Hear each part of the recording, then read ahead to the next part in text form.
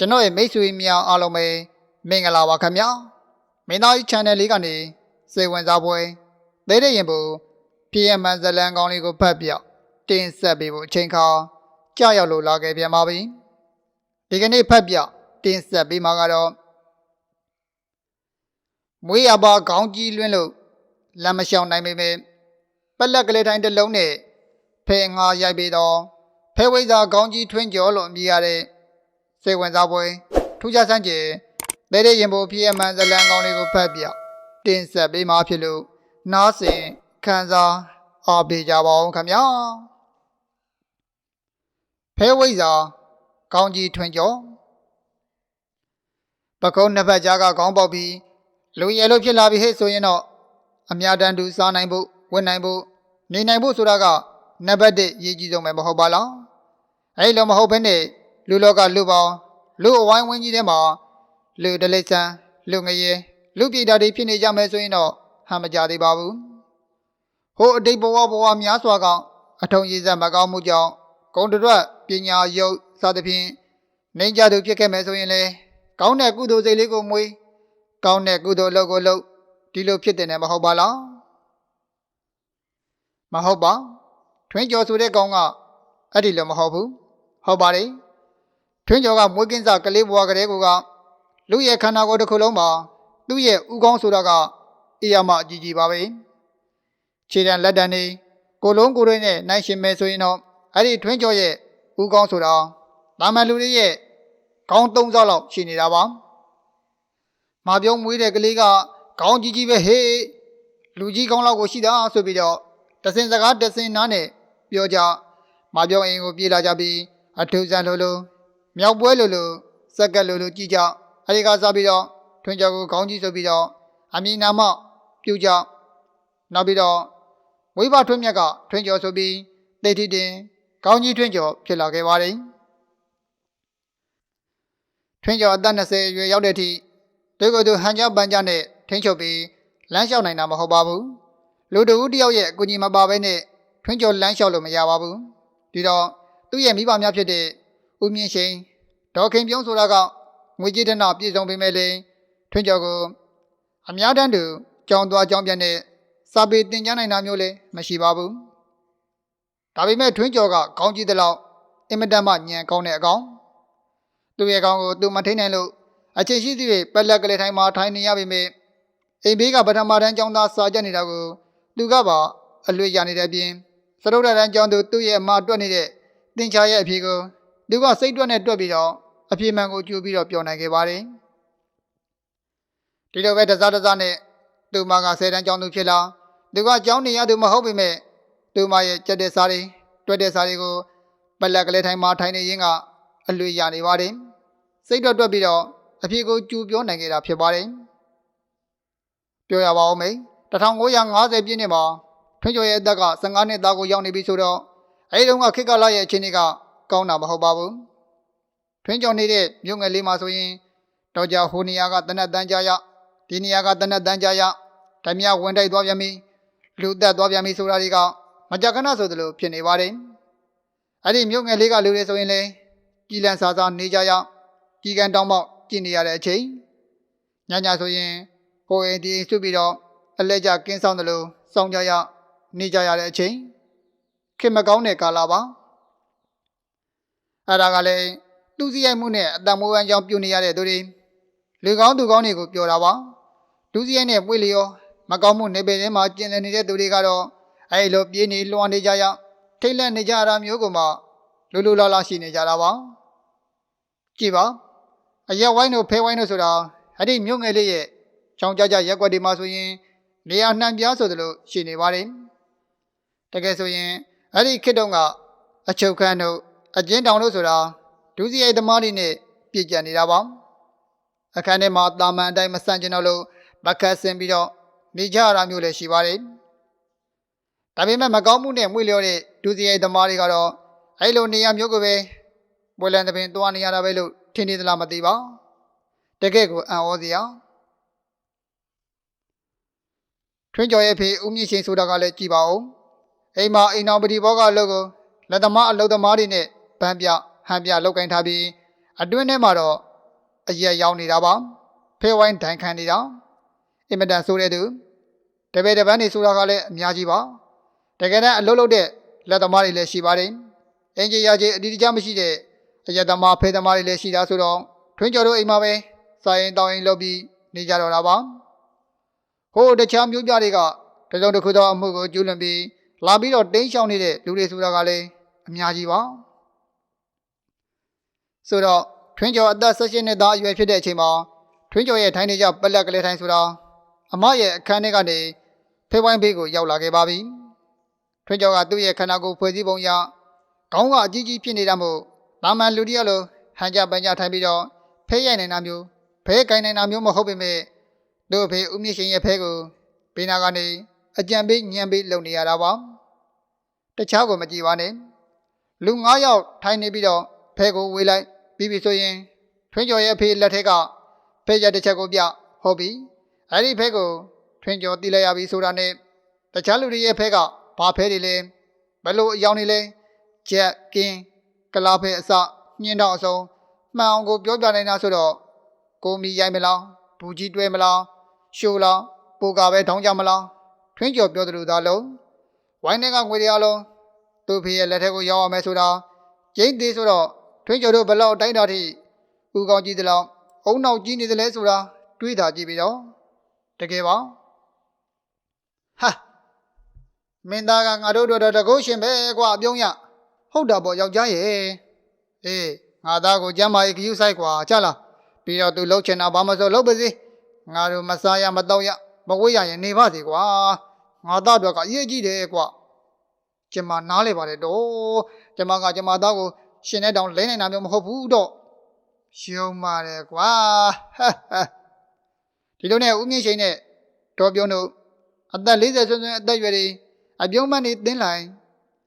အပြော်တွေဝေစီဒုကိုဒုအကိုဖြစ်လိုက်မောင်ဖြစ်လိုက်အပြုံးဖြစ်လိုက်မပြုံးဖြစ်လိုက်မိမဖြစ်လိုက်အခေါ်အပြောတွေကလည်းတစ်ချိန်နဲ့တစ်ချိန်မတူအောင်လို့ဦးမျိုးရွှင်လန်းတက်ကြွနေကြပါတယ်သားတယောက်ဖြစ်အာကိုလိုပဲဖြစ်စေဖူးဖူးမုတ်ထားအချုပ်ထဲကိုရောက်ထောင်ထဲရောက်လိုက်ပြန်ထွက်လာလိုက်ဒီလုပ်ငန်းနဲ့ပဲပြန်ပြီးတော့လုပ်ကိုင်းလိုက်နေဦးမြင့်ရှိန်တို့အိမ်ဆိုတာသွမိုးပြင်တောင်ရေမိစုံနဲ့ဖြစ်လာရွှေတွေလဲငွေတွေလဲနဲ့ဖြစ်လာနောက်ဆုံးမှာတော့ပလက်ကလေးထိုင်မှာပဲထိုင်ပြီးတော့နေနိုင်မှရှိတဲ့ကောင်းကြီးထွင်းကျော်လဲအရက်ကလေးတစ်မြတ်မြတ်နဲ့ဖြစ်လာခဲ့ပါပြီအမှန်ကတော့လူတယောက်ရဲ့ကံကြမ္မာဆိုတာမျိုးကတသမတ်တဲ့တပြေးတဲ့တဖြောင်းနဲ့တွားနေတာမျိုးမှမဟုတ်တာအနေအမြင့်အတက်အစင်းနေနဲ့ထုစစ်ဖန်ဆင်းထားတာမျိုးမဟုတ်ပါလားကံစိတ်ဥရုဟာရကြောင့်ပြောင်းလဲမှုရှိနိုင်တယ်လို့လူပေါင်းအဝန်းဝိုင်းတွေကစီမင်းစည်းကမ်းတွေတရားနိလန့်နေနဲ့လေပြောင်းလဲသွားနိုင်တာမျိုးမဟုတ်ပါလားပြောခွင့်နဲ့ဆိုအစင်းမြင့်နဲ့အထက်ဘဝမျိုးကိုဖြစ်သွားနိုင်တယ်လို့အဝီစည်းကြောက်တဲ့ကိုလိမ့်ကျသွားတာမျိုးမဟုတ်ပါလားဆိုတော့မမြဲတဲ့သင်္ခါရအနိစ္စတရားတွေကိုလွန်ဆန်နိုင်ရတာမှမဟုတ်တာအမလေးအသက်ကိုချမ်းသာပေးပါရှင်လူကျင်တာတွေအကုန်ယူကြပါဟေးစကားမပြောနဲ့သေသွားမယ်အမျိုးမျိုးတောင်းပန်ခရညွတ်တော်ခြေစလုံးကိုဖတ်ထားမြေရီချောင်းစီအော်ကြီးဟိကျဲငိုယုံမရပါဘူးရွှေကိုလည်းလိုချင်တယ်ငွေကိုလည်းလိုချင်တယ်ပြီးတော့အသက်ကိုလည်းလိုချင်တယ်ဆိုတဲ့လူစိုးတဲ့မြတွေပါပဲလောက်ွယ်နေညတကောင်ရမောင်ရောက်လာကြခြင်းဖြစ်ပါတယ်တနတ်ဓာလှန်နေအစုံအပြည့်စုံကိုကင်ထားတာပါအရက်ကို9မောင်းစင်တောက်ပြီးတော့တိန်သားလုံးကိုတက်ဖြတ်ကြတာပါပြီးတော့ရသမျှရွှေငွေတွေအလုံးကိုယူပြီးတော့ကောင်းကြီးထွင်းကျော်ကိုပါထန်းစင်နဲ့ထမ်းပြီးတော့ခေါ်သွားကြတာပါပြီးတော့အိမ်ကိုလည်းမီးနဲ့တိုက်သွားကြတယ်အဖေအမေနဲ့အမလည်းတွေးတန်ရဲရဲနဲ့တက်ဖြတ်ခံကြရမိမိကိုယ်တိုင်ကတော့အသက်ချမ်းသာရပေမဲ့လူစိုးဓမြတွေရဲ့ထံပိုးခေါ်ဆောင်ရနောက်ပါသွားသူထွင်းကျော်ကတော့ကားစီရတာကိုလည်းသိယထာစီရတာကိုလည်းသိတယ်ရေထဲဖြတ်ရတာကိုလည်းသိနေပေမဲ့ဒီကောင်တွေဘာကြောင့်ငါ့ကိုခေါ်သွားကြပါလိမ့်ဘယ်နေရာဘယ်ဌာနရောက်နေပါလိမ့်ဆိုတာသိတာတော့မဟုတ်ပါဘူးဒါပါပဲဘဝဆိုတာဘယ်လောက်ထိအပြောင်းအလဲအနေမြင့်မြန်တယ်လဲဆိုတာကြောက်စရာကောင်းမှတယ်လဲဆိုတာကြည်ကြစမ်းပါကောင်းကြီးထွန်းကျော်ကလူကသာလူစဲမမီတာကုသိုလ်ကံကတော့စိုးစိုးဝါးဝါဖြစ်သွားတာမျိုးမဟုတ်ပါဘူးနောက်ဆုံးမှာတော့ထွန်းကျော်သိလဲရတာကခ ခန္ဓာကြီးကျယ်တဲ့အင်ကြီးတိန်ကိုရောက်နေပြီဓမြခေါင်းဆောင်ဆိုတဲ့အတာမဲမဲပဇက်ပြေပြေခန္ဓာကိုယ်ကကျွဲပေါက်ကြီးလိုကြီးမားတုတ်ခိုင်းတဲ့လူကြီးတူကောင်သူကိုဖူးဖူးမှုတ်ပြီးတော့လက်သက်မွေးထားပြီဆိုတော့သိလည်ရပါတယ်မကောင်းဘူးလားကိုကလားသုံးကောင်ရှစ်ဖက်အဲ့လိုစကားသံတွေကကြည်ကြည်လောင်လောင်ဆူဝေးအရက်နဲ့တွေကအရက်ပုံမှောက်ကြသလိုနန်းဟောင်းတယောက်နဲ့တယောက်ထိုးကြကြိတ်ကြတာကိုလည်းမြင်ရဲ့ယောက်ျားတွေကိုလည်းမြင်ရဲ့မိန်းမတွေကိုလည်းမြင်ရတယ်အရက်နဲ့လုံးထုနေတဲ့အပေါ်စားပေါင်းတာနဲ့တွေကလည်းရှုရှိုက်ခဲ့ရပါတယ်ထွင်းကျော်ဆိုတာဘာလဲဘယ်လဲမတွေးတော့ဘူးလက်ရှိအနေထားမှာပက်လက်ကလေးထိုင်တစ်လုံးနဲ့အခန်းသားထိုင်နေနိုင်သလိုအရက်မျိုးစုံအမီးမျိုးစုံစားနေတောက်နေရသလိုဓမြကောင်းဆောင်သိမ့်ချစ်ရဲ့ညီလေးဆိုတဲ့တက္ကဆိုတဲ့အတန်ကိုကြားနေရတဲ့သူဆိုတော့ထွင်းကျော်စိတ်ဆင်းရဲမှုမရှိခဲ့ပါဘူးပြီးတော့မိန်းမဆိုတာဓာကိုခေါ်သလားဆိုတဲ့ဘုဒ္ဓအတွေ့အကြုံကိုလည်းဓမြသိမ့်ချစ်ကတကူတကစီစဉ်ပေးထားပြီးဆိုတော့သွားလေသူဦးမြင့်ချိန်နဲ့ဒေါခင်ပြုံးဆိုတဲ့မိဘနှစ်ပါးရဲ့မတိတတ်မှုကိုတော့အပြစ်တောင်တင်ကျင်နေပါသေးတယ်တကယ်ပါအဲ့ဒီလိုနဲ့ဓမြသိမ့်ချစ်နဲ့လူတော်များများကိုမတွေ့ရတော့သလိုဓမြမောင်မောင်စိန်တုံအောင်နိုင်ငါအောင်ဆိုပြီးတော့တယောက်ရဲ့လက်ကတဆင့်တယောက်စီကိုကူပြောင်းရောက်ရှိလောင်းခေါင်းတစ်လုံးကိုအရင်ပြုတ်ပြီးကောင်းကောင်းအေးရဝေးရစားရတောက်ရမိနှင်းစီမိချိုမိနွယ်လေးဆိုတဲ့ PDD မိန်းမတွေရဲ့သဘောတဘာဝကိုလည်းနှစ်ဖူးတွေ့ဒူးတွေ့နားလည်ခဲ့ရပါတယ်ကျုပ်ထောင်ကလွှဲရင်တော့ခေါင်းကြီးကိုကျုပ်လက်ထဲကိုပြန်ပြီးထည့်စေခြင်းနဲ့ဦးအောင်ဖြိုးကျုပ်လည်းလူသက်ဓမြတဲ့အလုပ်တွေကိုညှင်းငွေလာပြီခေါင်းကြီးနဲ့ပဲဖဲဝိုင်းနေရှာပြီးတော့အလုပ်လုပ်တော့မယ်ဗျာစိတ်ချပါငါအောင်ရငါနားလဲပါတယ်ကွာဓမြလူစိုးတခိုးတွေတယောက်လက်ကတယောက်ပြောင်းရင်းနဲ့ထွင်းကျော်ကိုကျွေးမွေပြုစုလာထွင်းကျော်ရဲ့ခေါင်းကြီးကိုအသုံးချပြီးဖဲဝိုင်းတစ်ခုလုံးကငွေတွေတက်ရပါလူရပါတွေကိုအမိုင်စီးလာရင်းကနောက်ဆုံးမှာတော့ဓမြငါအောင်ရဲ့လက်ထက်ကနေခေါင်းကြီးထွင်းကျော်ကိုဖဲသမားမြင်စိုးစီကိုရောင်းချလိုက်ပါတယ်ဒါပေမဲ့ထွင်းကျော်ဆိုတာကလူနဲ့မတူပါဘူးတလိษံတကောင်လိုပဲငွေကြီးနဲ့တန်ဖိုးဖြတ်ရောင်းထောင်ကလွှဲရင်အစဉ်ပြေရင်ပြန်ဝင်မယ်ပြန်ယူမယ်ဆိုတဲ့သဘောကြည့်ပါဘလောက်ဟန်ကြတဲ့အလုပ်လေဒါပေမဲ့ဓမြငါအောင်မျောလင့်တယ်လို့ဖြစ်မလာခဲ့သလိုခေါင်းကြီးထွင်းကျော်လည်းကံမကောင်းခဲ့ပါဘူးဟုတ်ပါတယ်ခေါင်းကြီးထွင်းကျော်ကငါအောင်ထောင်ထဲရောက်နေတဲ့အချိန်မှာပဲဘဝမျိုးမျိုးပြောင်းလဲနေပြီအေယမသူ့ရဲ့ခေါင်းကြီးကထွက်တဲ့အသိဉာဏ်နဲ့ဖဲဝိုင်းတကာကိုဒုစရိုက်သမားဖေသမားလူမျိုးစုံရဲ့နောက်ထမ်းစင်တဲ့လိုက်ရင်ကအယက်သမားတယောက်ဖြစ်လာသလိုမကောင်းတဲ့မိန်းမတွေစီကမကောင်းတဲ့ယောဂဘိုးတွေဆွေးညိစွန့်ထင်နေပါပြီအခုခေတ်ယောဂနဲ့ရှင်းမယ်ဆိုရင်တော့ဟုတ်ပါတယ်ဖဲဝိဇာခေါင်းကြီးထွင်းကျော်ရဲ့ယောဂကတော့ AIDS ယောဂဖြစ်နေပါပြီဒါပါပဲစာရေးဆရာရဲ့ခမများမြင်ခဲ့တဲ့ပန်းစိုးတန်းတရားအောက်ကထန်းစင်ကြီးချပြီးဘေးနာကလူတယောက်နဲ့တူတောင်ရန်စားတောင်းနေရတဲ့ခေါင်းကြီးထွင်းကျော်ရဲ့ဘဝတချို့တစ်ဝက်ကအဲ့ဒါပဲဗျအာမန်တစ်မှထိုင်ရင်းနဲ့ဖဲဝိဇာခေါင်းကြီးထွင်းကျော်ရဲ့အကြောင်းကိုပြောပြနေသူဦးတန်းစောကစကားရရင်နဲ့တခွက်တစ်ဖလားမော်တော်လိုက်ပါတယ်အေးဗျာဘာကြောင့်ဒီလောက်ထိဘဝမျိုးရောက်သွားသလဲခမမသိဘူးလားဗျပြောပြစမ်းပါအောင်ဗျာဒီလိုဗျအရက်တွေလွှတ်တော့မကောင်းတဲ့မိန်းမတွေနဲ့ပြောပါလွန်းတော့ဒီလူရဲ့အုံနောက်ကလည်းပိုးတွေဝင်ပြီးတော့မကောင်းတော့ဘူးသုံးမရတော့ဘူးဆိုတော့သူပြောတဲ့အတိုင်းလူလောက်ခိုင်းတဲ့အတိုင်းလုပ်ပြတဲ့ဖေသမားတွေလည်းဘဝပြတ်သွားကြလူကိုယ်တိုင်ကလည်းအချုပ်ထဲရောက်ထောင်ထဲရောက်စေယုံရောက်အသက်ကလည်းကြီးလာဆိုတော့ယောဂမျိုးစုံကဖီစီနောက်ဆုံးတော့ဒီဘဝရောက်တော့တာပဲဆရာရဲ့ကျွန်တော်ကအမြီးပကံထဲမှာကြက်သားတုံးကိုခရင်ကွာနဲ့ဆိုင်ရင်တပ်ပြေးရှည်တစ်ချက်ကိုပြင်းပြင်းရှော့ရှော့မှုတ်ထုတ်လိုက်မိတယ်အမှန်စစ်စစ်တော့ကောင်းကြီးထွန်းကျော်ဟာဘဝဘေးအချင်းတွေရောက်တာမန်လူတို့ထက်ထူးကဲစွာအေယမဦးကောင်းကြီးနဲ့လူဖြစ်လာခဲ့ရတော့လေတာမန်လူတို့ထက်အတွေးခေါ်အယူဆအသိဉာဏ်ကောင်းခဲ့သူဖြတ်ထိုးဉာဏ်ရင့်တန်ခဲ့သူဖြစ်ပါတယ်တော့ကောင်းကြီးထွန်းကျော်ဟာသူ့ရဲ့စွမ်းအားကိုကောင်းမွန်တဲ့ဘက်မှာအသုံးချခဲ့တဲ့သူမဟုတ်ပါအသုံးပြုခဲ့သူမဟုတ်ပါသူရဲ့လက်ဦးစရာဖခင်ဖြစ်သူကလည်းပုံသွင်းထုစစ်နေရာချမှု